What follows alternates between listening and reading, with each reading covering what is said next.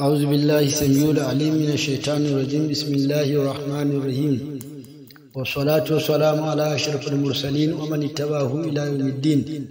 السلام عليكم ورحمة الله تعالى وبركاته.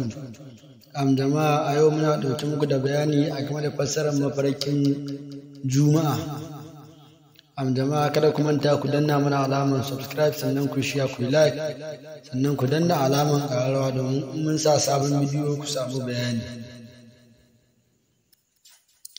Mutumin da ya mafarki cewa yau juma'a, wannan mafarki nashi yana nuni akan Allah tabaraka wa ta'ala zai haɗa mishi al'amuransa da suka yi daban-daban, sannan zai ciro shi daga cikin tsanani zuwa cikin sauƙaƙewansa.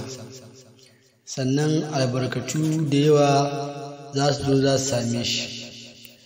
Sannan idan mutum ya yi mafarki ga mutane suna sallan juma'a a masallaci, amma shi gashi yana ɗaki ko ɗakin wanka, gashi yana jin muryan kabbaransu da ruku'i da sujada da tahiyya da sallama, amma shi gashi yana zaton mutane sun koma wajen sallah ne, to wannan yana nuni idan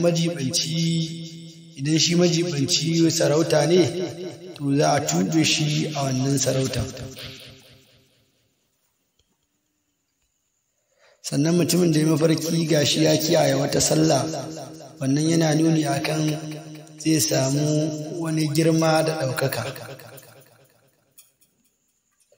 Wasu malaman suka ce mutumin da ya mafarki gashi yau juma'a, wannan yana nuni akan wani al'amari ne da yake zaton alkhairi ne.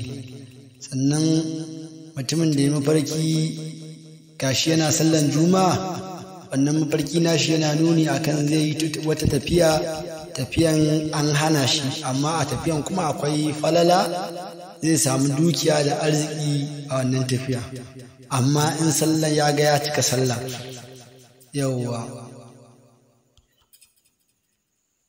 Sannan mutumin da ya mafarki gashi yana sallan juma'a, wannan mafarki yana nuni akan zai samu cikawan gurin shi. Ita sallan juma'a tana nuni akan farin ciki da annashawa, sannan tana nuni akan bayyanan ranakun farin ciki irin ranakun idi, sannan tana nuni akan aikin haji, tana nuni kuma akan haɗuwan masoya guda biyu, sannan tana nuni akan biyan buƙatan abinda mutum yake nema. Wannan za mu takaita wannan bayani. Idan kuna da ƙarin bayani sai ku bibiye mu a YouTube channel ɗinmu, za mu kasance masu sauraron ku insha Allah.